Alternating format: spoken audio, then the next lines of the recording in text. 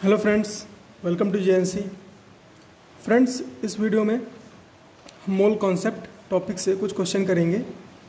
सो friends, जो first question हमारे पास है उसमें हमसे बोला गया है 4HNO3 liquid plus 3KCl solid gives Cl2 gas plus NOCl gas plus twice water gas plus 3KNO3 solid. Then the amount of HNO3 required to produce 110 gram of KNO3 is, है ना।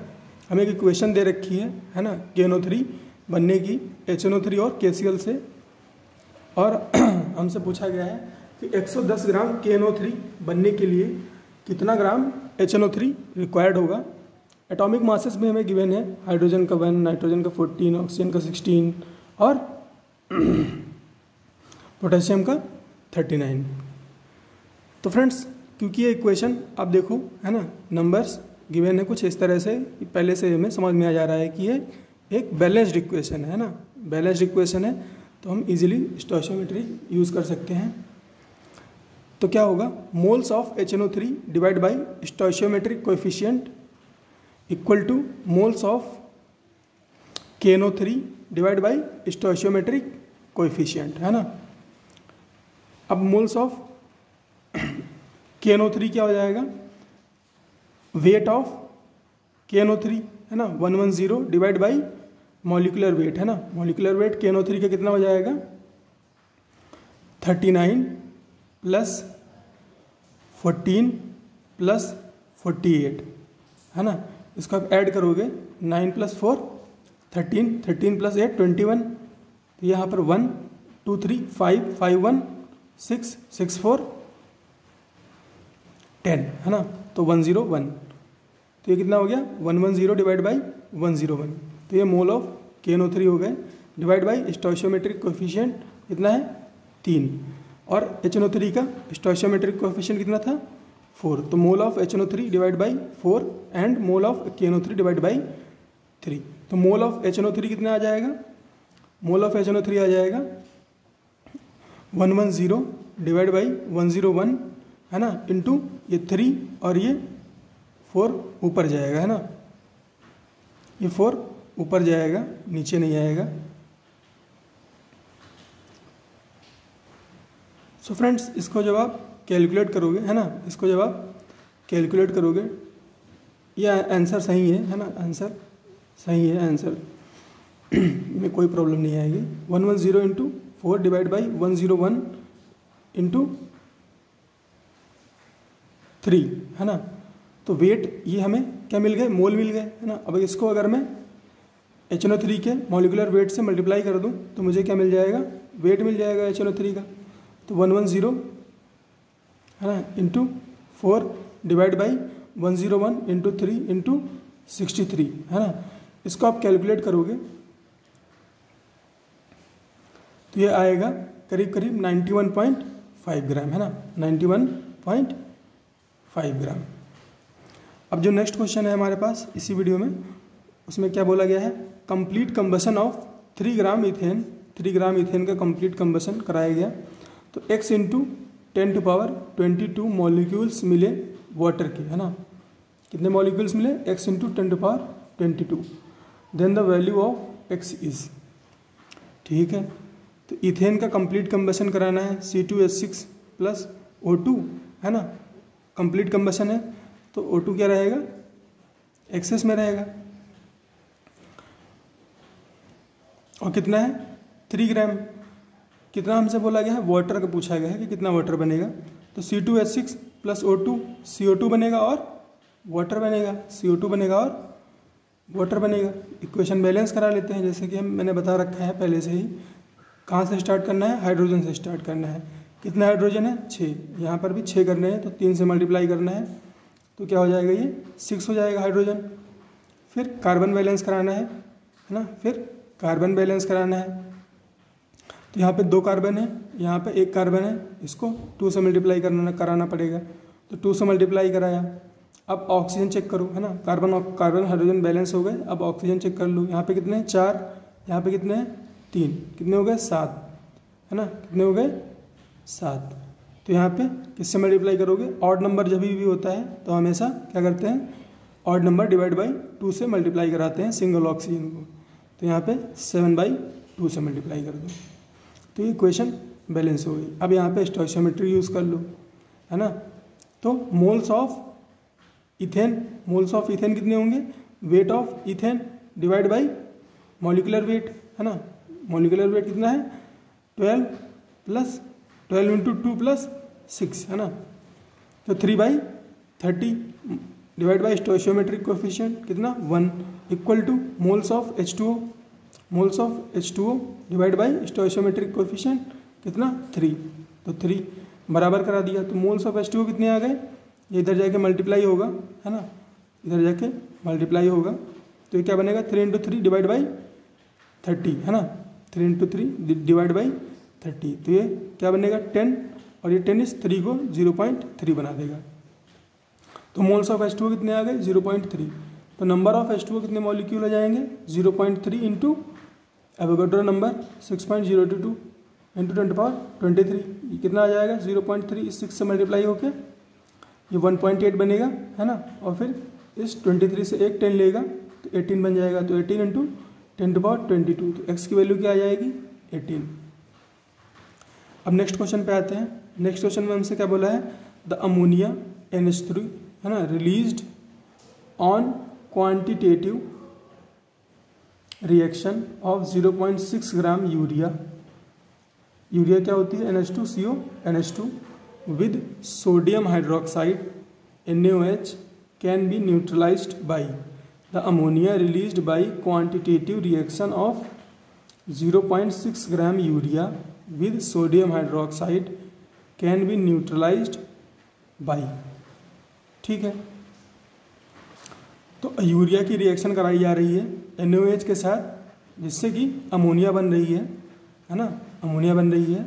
और उसको न्यूट्रलाइज कराने के लिए हम क्या use कर सकते हैं, उसके लिए हमारे पास 4 ऑप्शन है ना।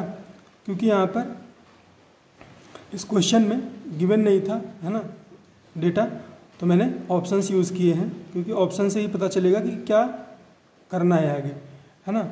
तो 100 ml of 0.1 normal HCl use कर सकते हैं, 100 ml of 0.2 normal HCl use कर सकते हैं, 200 ml of 0.2 normal HCl use कर सकते हैं, 200 ml of 0.4 normal HCl use कर सकते हैं। अब ये HCl इसमें मेंशन नहीं था, है ना, HCl इसमें मेंशन नहीं था, और इस तरह का कोई डेटा भी नहीं मेंशन था, इसलिए मैंने ऑप्शन लिखे हैं। तो ठीक है, पहले हम रिएक्शन करा लेते हैं। तो NH2CO NH2 की रिएक्शन कराएंगे NaOH के साथ, तो क्या बनेगा NH3 बनेगा और Na2CO3 बनेगा, है ना, Na2CO3 बनेगा। अब इसको बैलेंस कराना पड़ेगा, है ना, इसको बैलेंस कराना पड़ेगा। तो यहाँ पे देखो Na2CO3 बन रहा है ना, 2 Na है, तो यहाँ पे इसको 2 से मल्टीप्लाई करना पड़ेगा, है ना, यहाँ पर इसको 2 से मल्टीप्लाई करना पड़ेगा। उसके बाद यहाँ पर देखो नाइट्रोजन हमें बैलेंस कराने पड़ेंगे। नाइट्रोजन कितने हैं यहाँ पे 2, तो यहाँ पे इसको 2 से मल्टीप्लाई कर दिया, ठीक है। तो हाइड्रोजन तो ऑक्सीजन कितने हैं हमारे पास, ऑक्सीजन यहाँ पे 3 है ना। यहाँ पर ऑक्सीजन देखो 1 है और यहाँ पे 2, तो ऑक्सीजन बैलेंस है। क्या बैलेंस नहीं, देख हाइड्रोजन देख लेते हैं। हाइड्रोजन यहाँ पे कितने हैं 6, यहाँ पर कितने 2 और यहाँ पर 4, तो हाँ ठीक है, इक्वेशन बैलेंस है। तो हमसे क्या बोला जा रहा है कि 0.6 ग्राम यूरिया सोडियम हाइड्रोक्साइड के साथ न्यूट्रलाइज कराई जा रही है ना। तो 0.6 ग्राम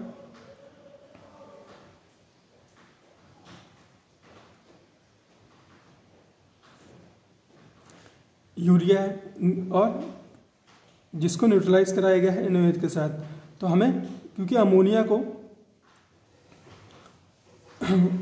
न्यूट्रलाइज कराना है ना, तो अमोनिया हमें पता होनी चाहिए कि कितनी है ना, अमोनिया कितनी है ये तो पता होनी चाहिए। और वो कैसे पता करेंगे, वो हम स्टोइशियोमेट्री से यूज़ करेंगे, कैलकुलेट करेंगे।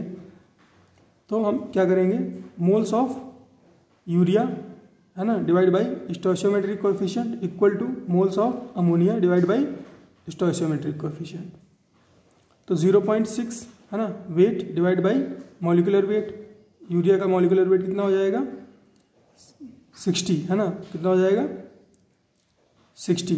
चेक कर लेते हैं। 14 इंटू 2 प्लस 12 प्लस 16 प्लस 4, ठीक है। तो कितना हो गया 28 प्लस 12 40, 40 प्लस 20 60। हाँ तो 60 ठीक है। 0.6 डिवाइड बाई 60 डिवाइड बाई 1, तो ये क्या आ गए, ये हो गया यूरिया का। Moles of NH3 divide by स्टोइशियोमेट्रिक coefficient कितना है 2, तो 2 कर लिया। तो मोल्स ऑफ NH3 कितने हो जाएंगे, मोल्स ऑफ NH3 हो जाएगा, इस 2 को इसके पास भेज दो है ना, और ये 0.6 को 60 से डिवाइड करेंगे तो हमारे पास आएगा 0.01, और ये 2 मल्टीप्लाई हो जाएगा इसमें, तो ये क्या बनेगा 0.02 मोल। तो NH3 के हमारे पास कितने मोल है 0.02। इसको न्यूट्रलाइज कराने के लिए हम इन चारों में से क्या यूज़ कर सकते हैं, ये हमें चेक करना है। तो ठीक है, न्यूट्रलाइज कराना है तो पहले हमें न्यूट्रलाइजेशन की इक्वेशन लिखनी पड़ेगी। तो NH3 की एक रिएक्शन कराई HCl के साथ, तो NH3 की जब रिएक्शन HCl के साथ होती है तो बनता है NH4Cl है ना, क्या बनता है NH4Cl। तो 1 मोल से 1 मोल रिएक्शन कर रहा है और 1 मोल ही बन रहा है। तो ठीक है, अगर 0.02 मोल अमोनिया है तो 0.02 मोल क्या चाहिए HCl चाहिए है ना, क्या चाहिए 0.02 मोल HCl भी चाहिए।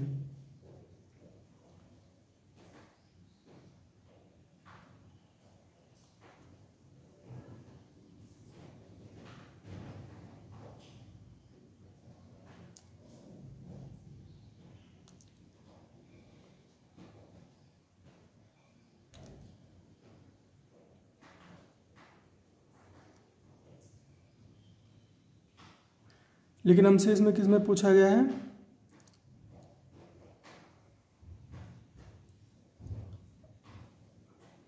अच्छा तो हम यहाँ पे मोल्स तो चेक कर सकते हैं ना, हम यहाँ नॉर्मेलिटी, हमें नॉर्मेलिटी दे रखी है और वॉल्यूम दे रखा है। तो अगर मैं इसको मल्टीप्लाई कराऊंगा तो मुझे मोल्स मिल जाएंगे। चेक कर लेते हैं, मल्टीप्लाई करने पड़ेंगे अलग अलग से। 100 ml 0.1 नॉर्मल के साथ मल्टीप्लाई कराऊंगा तो ये कितना बनेगा,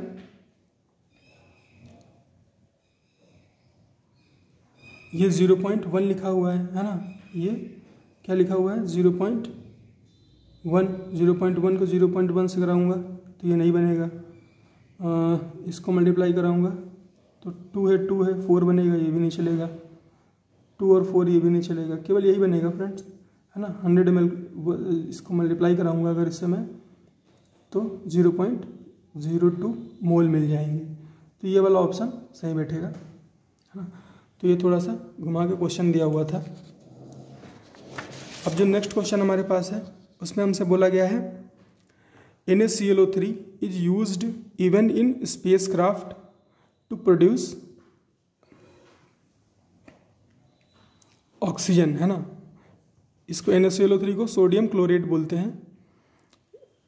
is used even in spacecraft to produce oxygen. The daily consumption of pure oxygen by a person is 492 litre at 1 atm and at 300 kelvin है ना।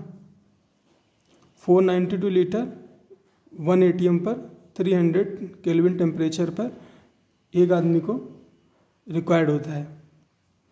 तो हमसे पूछा जा रहा है how much amount of NaClO3 in grams is required to produce oxygen for the daily consumption of a person at 1 atm 300 Kelvin है ना। ठीक है,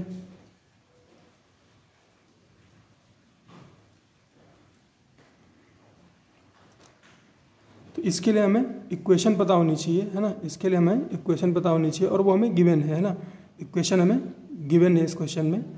NaClO3 है ना, सॉलिड होता है और आयरन के साथ उसकी रिएक्शन कराते हैं तो हमें मिलता है ऑक्सीजन और सोडियम क्लोराइड और फेरस ऑक्साइड।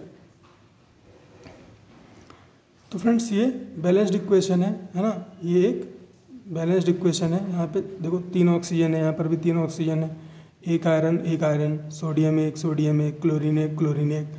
तो ठीक है, ये बैलेंस इक्वेशन है। तो हम यहाँ पे स्टोइचियोमेट्रिक कोएफिशिएंट वाला कॉन्सेप्ट यूज़ कर सकते हैं। तो moles of sodium chlorate divide by stoichiometric coefficient कितना है 1 equal to moles of oxygen divide by stoichiometric coefficient equal to कितना हो जाएगा, मोल्स चाहिए हमें ऑक्सीजन के, है ना, मोल्स हमें चाहिए ऑक्सीजन के। तो कैसे निकालेंगे, हमारे पास यहाँ पर डेटा गिवन है तो PV is equal to NRT से हम यूज़ कर लेंगे। तो P कितना है 1 और V कितना है 492, है ना, P1 है 492, T कितना है 300, N हमें निकालना है, R हमें पता है 0.082 और T हमें 300 केल्विन गिवन है ना। इसको आप कैलकुलेट करोगे तो जो N की वैल्यू आएगी मोल की वो आएगी 20, है ना, 20 मोल। तो 20 मोल रिक्वायर्ड होते हैं एक आदमी को डेली कंज्यूम करने के लिए ऑक्सीजन के। तो 20 डिवाइड बाई 1, है ना। तो सोडियम क्लोरेट के 20 मोल रिक्वायर्ड होंगे, है ना, क्योंकि सोडियम क्लोरेट के मोल ऑक्सीजन के मोल के बराबर हैं। तो वेट ऑफ सोडियम क्लोरेट कितना हो जाएगा रिक्वायर्ड, 20 इंटू मॉलिकुलर वेट, है ना। मॉलिकुलर वेट कितना हो जाएगा सोडियम क्लोरेट का, सोडियम का कितना होता है, सोडियम का होता है 23, है ना, क्लोरीन का 35.5, ऑक्सीजन का O3 है यहाँ पे, कितना हो जाएगा 48, है ना, 48। इसको आप ऐड करोगे तो ये कितना बनेगा 106.5, है ना, कितना बनेगा 106.5। तो ये 106.5 मैंने लिख दिया यहाँ पे। इसको मल्टीप्लाई कराओगे तो ये आएगा 2130 ग्राम, 2130 gram of sodium chlorate will be required for 1% daily consumption, है ना, ऑफ ऑक्सीजन। नेक्स्ट क्वेश्चन हमारे पास क्या है, 5 gram zinc is treated separately with an excess of first a dilute hydrochloric acid and second aqueous sodium hydroxide. The ratio of volumes of hydrogen evolved in these two reactions is, तो ratio पूछा है कि कितनी oxygen evolve होगी, है ना। पहले hydrochloric acid के साथ रिएक्शन कराई है, फिर सोडियम हाइड्रोक्साइड के साथ कराई है। तो जिंक जब हाइड्रोक्लोरिक के साथ रिएक्शन करेगी तो जिंक प्लस HCl से क्या बनता है, ZnCl2 और हाइड्रोजन बनता है। बैलेंस कराएंगे इक्वेशन को, यहाँ पे क्या है 2 हाइड्रोजन है, यहाँ पर 2 हाइड्रोजन कर दिए, है ना। तो यहाँ से क्लोरीन भी बैलेंस हो गया और ये इक्वेशन ही बैलेंस हो गई, है ना। हमें किस में रिलेशन बैठाना है, हमें हाइड्रोजन और जिंक में रिलेशन बैठाना है। तो 5 ग्राम में कितने मोल होंगे, 5/65, है ना। जिंक का atomic weight 5/65 divide by 1 equal to mole of H2 divide by 1। ये क्या है, मोल ऑफ जिंक है ना, ये क्या है, मोल ऑफ जिंक है। Mole of zinc divide by stoichiometric coefficient equal to mole of hydrogen divide by stoichiometric coefficient, ठीक है। तो मोल ऑफ जिंक कितने होंगे, weight of zinc divide by molecular weight, है ना। तो 5/65 divide by 1 equal to mole of H2 divide by 1। इसी तरह से मोल H2 क्या हो जाएंगे, है ना, यहाँ 1 ही है तो मोल H2 के बराबर हो जाएंगे 5/65 के बराबर हो जाएंगे। तो वॉल्यूम ऑफ H2 क्या हो जाएगा 5/65 इंटू 22.4, है ना। मोल पता है, हमें वॉल्यूम चाहिए, है ना। और ये हाइड्रोजन क्या है, गैस है, हाइड्रोजन क्या है, गैस है। तो एक मोल में कितनी लीटर गैस होती है, 22.4 लीटर, है ना, एट एस टी पी। तो ये हमारे पास आ गया। नेक्स्ट हाइड्रोजन किसके साथ, सोडियम हाइड्रोक्साइड के साथ। जिंक NaOH के साथ रिएक्शन कराएगा तो क्या बनेगा, Na2Zn O2 है ना, Na2ZnO2 बनेगा और हाइड्रोजन गैस बनेगी। बैलेंस कराओगे तो यहाँ पे सिर्फ 2NaOH करना पड़ेगा, है ना, सिर्फ 2NaOH करना पड़ेगा। अब फ्रेंड्स क्या है, ये इक्वेशन तो लोग कर लेते हैं, लेकिन ये इक्वेशन में वो फंस जाते हैं, क्योंकि ये वाला जो अपने पास सॉल्ट बन के आता है ना, इसके बारे में ज़्यादातर लोगों को पता नहीं रहता, तो आप इसको ध्यान रखना। ऐसे क्वेश्चन रिपीट होते रहते हैं, है ना। जिंक बहुत कॉमन एलिमेंट है, बार बार यूज़ होता है केमिस्ट्री में। एनीवे, तो मोल्स यहाँ पे मोल्स कितने हो जाएंगे जिंक के, 5/65, और स्टोइचियोमेट्रिक कोएफिशिएंट कितना है 1, तो 5/65 डिवाइड बाई 1, और मोल ऑफ हाइड्रोजन डिवाइड बाई 1, तो मोल कितने हो गए 5/65 हाइड्रोजन के, तो वॉल्यूम क्या हो जाएगा 5/65 इंटू 22.4। अब फ्रेंड्स हम यहाँ से देख रहे हैं कि ये और ये दोनों बराबर हैं, है ना, तो दोनों में जो भी रेशियो है गैस का इवॉल्व, वो क्या हो जाएगा 1:1। जो नेक्स्ट क्वेश्चन है इसके बाद हमारे पास, उसमें हमसे क्या बोला गया है, the volume in ml of 0.1 normal NaOH required to neutralize 10 ml of 0.1 normal phosphinic acid is, है ना। अब फ्रेंड्स यहाँ पे क्या बोला गया है, फॉस्फेनिक एसिड। अब आपको सब कुछ पता होगा, लेकिन अगर आपको फॉस्फेनिक एसिड के बारे में नहीं पता है तो ये क्वेश्चन नहीं हो पाएगा, है ना, तो ये क्वेश्चन नहीं हो पाएगा। फॉस्फेनिक एसिड होता है H3PO2, है ना, फॉस्फेनिक एसिड होता है H3PO2, और इसकी खास बात ये होती है ना, कि इसकी जो बेसिसिटी होती है वो क्या होती है 1 होती है ना, जो इसकी बेसिसिटी होती है वो क्या होती है 1 होती है। ये इसका एटॉमिक स्ट्रक्चर बनता है ना, एक ऑक्सीजन के साथ ये डबल बॉन्डिंग करता है, फिर एक OH बनाता है और 2 हाइड्रोजन के साथ बॉन्डिंग करता है। तो जो ये वाला हाइड्रोजन है केवल यही पार्टिसिपेट करता है रिएक्शन में, बाकी के हाइड्रोजन स्ट्रांगली अटैच रहते हैं फॉस्फोरस के साथ। तो ये फॉस्फेनिक एसिड के बारे में थोड़ी सी इन्फॉर्मेशन थी। अब फॉस्फेनिक एसिड की रिएक्शन हमें करानी है NaOH के साथ, तो H3PO2 NaOH के साथ रिएक्शन करेगा, और जैसा कि मैंने बताया केवल एक ही हाइड्रोजन पार्टिसिपेट करेगा, है ना, एक ही हाइड्रोजन पार्टिसिपेट करेगा रिएक्शन में। तो क्या बनेगा Na, है ना, Na, और यहाँ से एक हाइड्रोजन चला गया, 2 हाइड्रोजन बचे, तो H2PO2, है ना, और प्लस एक OH के साथ इसका एक H रिएक्शन करके क्या बना रहा है O2, है ना। तो ये इक्वेशन आप अपने आप में ही बैलेंस्ड है ना, ये जो इक्वेशन है अपने आप में ही बैलेंस्ड है ना।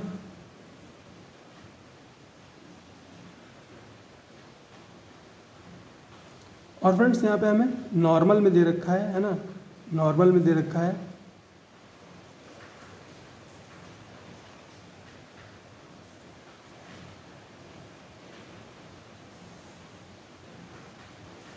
तो हमें अगर हम नॉर्मेलिटी को वॉल्यूम के साथ मल्टीप्लाई कराएंगे, अगर हम नॉर्मेलिटी को वॉल्यूम के साथ मल्टीप्लाई करेंगे तो हमें क्या मिलेगा, ग्राम इक्विवेलेंट मिलेगा। क्या मिलेगा, ग्राम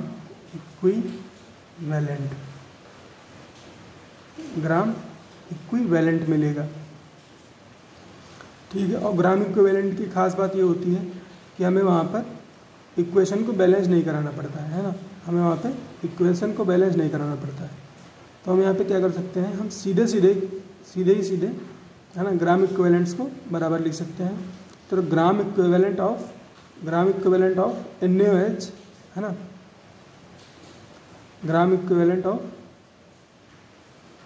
NaOH, ये जो कि कितने हैं, ये, है ना, बराबर होंगे ग्राम इक्विवेलेंट ऑफ फॉस्फेनिक एसिड, है ना, ग्राम इक्विवेलेंट ऑफ फॉस्फेनिक एसिड। तो 0.1, है ना, 0.1 इंटू 10 टू पावर माइनस 3, है ना, 10 इंटू 10 टू पावर माइनस 3, है ना। ये ग्राम इक्विवेलेंट किसके हैं, ये फॉस्फेनिक एसिड के, है ना, gram equivalent of phosphinic equal to gram equivalent of NaOH, है ना, ग्राम इक्विवेलेंट ऑफ NaOH, दोनों को बराबर कर दिया। 0.1 से 0.1 कैंसिल आउट हो गया, 10⁻³ से 10⁻³ तो वॉल्यूम कितना आया NaOH का 10 ml, है ना। वॉल्यूम कितना आया 10 ml, तो 10 ml NaOH रिक्वायर्ड होगा, 10 ml 0.1 नॉर्मल फॉस्फेनिक एसिड को कम्प्लीटली न्यूट्रलाइज करने के लिए। तो फ्रेंड्स इस वीडियो में इतना ही, मिलते हैं नेक्स्ट वीडियो में।